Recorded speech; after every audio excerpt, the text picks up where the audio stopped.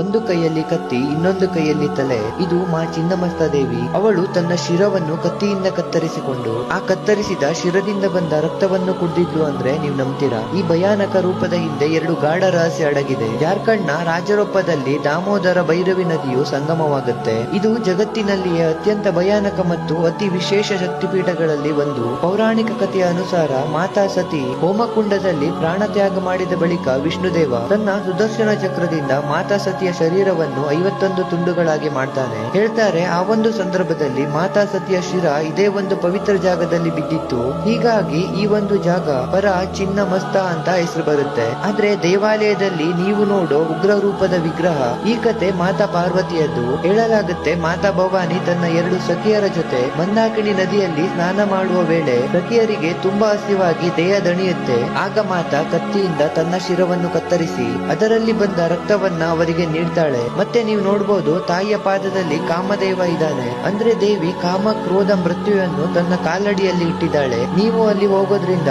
ಕಾಮ ಕ್ರೋಧ ಮದ ಮತ್ಸರದಿಂದ ಮುಕ್ತರಾಗ್ತೀರಾ? ಕಾಮೆಂಟ್ ಅಲ್ಲಿ ಮಾ ಚಿನ್ನಮಸ್ತ ಅಂತ ಟೈಪ್ ಮಾಡಿ.